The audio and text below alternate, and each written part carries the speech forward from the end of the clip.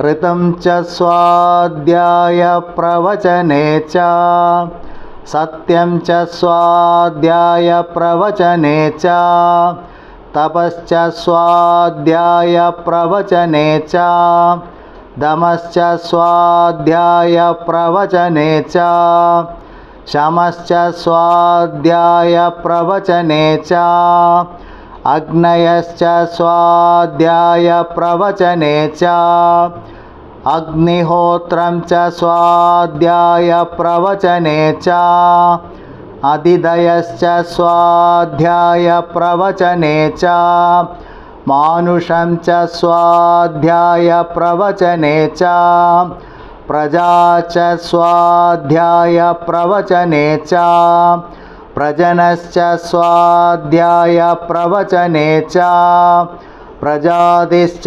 स्वाध्यायप्रवचने च सत्यमिति सत्यवचाराधीतरः तप इति तपो नित्यपौरुषिष्टिः स्वाध्यायप्रवचने ये वेदिनागो मौद्गल्यः तद्धि तपस्तद्धि तपः.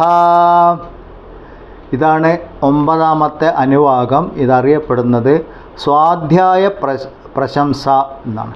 സ്വാധ്യായത്തിൻ്റെ പ്രത്യേകതകൾ, പ്രാധാന്യം, പ്രവചനത്തിൻ്റെ പ്രാധാന്യം 12 പ്രാവശ്യം ഇതിൽ റിപ്പീറ്റ് ചെയ്തിരിക്കണം. അപ്പോൾ വേദം എന്നൊക്കെ പറഞ്ഞാൽ അതിനൊക്കെ എഴുതുന്നതിനൊരു ക്രമമുണ്ട്.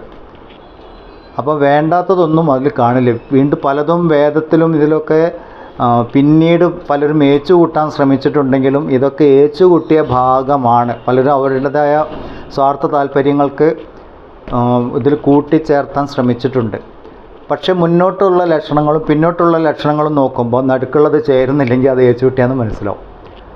എന്ന് പറഞ്ഞാൽ ആവശ്യമുള്ള സ്ഥലത്ത് ആവശ്യമുള്ള വാക്കുകൾ മാത്രമേ ഉണ്ടാവുള്ളൂ. എത്ര പ്രാവശ്യം വേണോ അത്രയേ ഉണ്ടാവുള്ളൂ. 12 പ്രാവശ്യം ഇവിടെ റിപ്പീറ്റ് ചെയ്തിരിക്കുന്നു സ്വാധ്യായം, പ്രവചനം എന്നുള്ള 2 വാക്കുകൾ. സ്വാധ്യായം എന്ന് പറഞ്ഞാൽ ശാസ്ത്രം പഠിക്കണം, വേണ്ട വിധത്തിൽ പഠിക്കണം. ഒരു ഗുരുവിൻ്റെ അടുത്ത് പോയിട്ട് സംശയങ്ങളില്ലാത്ത വിധത്തിൽ പഠിച്ച് അത് ഉറപ്പിക്കണം മനസ്സിൽ. അത് നമ്മളുടെ ധർമ്മമാണ്, ഉത്തരവാദിത്തമാണ്. പഠിച്ചാൽ മാത്രം പോരാ, അത് ജീവിതത്തിൽ പകർത്തണം, ആചരിക്കണം. അത് കണ്ടിട്ട് വേണം സമൂഹം മനസ്സിലാക്കാൻ.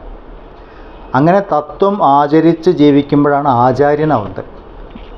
അധ്യാപകൻ എന്ന വാക്കല്ല ആചാര്യൻ എന്നുള്ള. അധ്യാപകൻ പഠിപ്പിച്ചാൽ മതി. ആചാര്യൻ ആചരിച്ചു കാണിക്കണം, അപ്പോഴേ ആചാര്യനാവുള്ളൂ.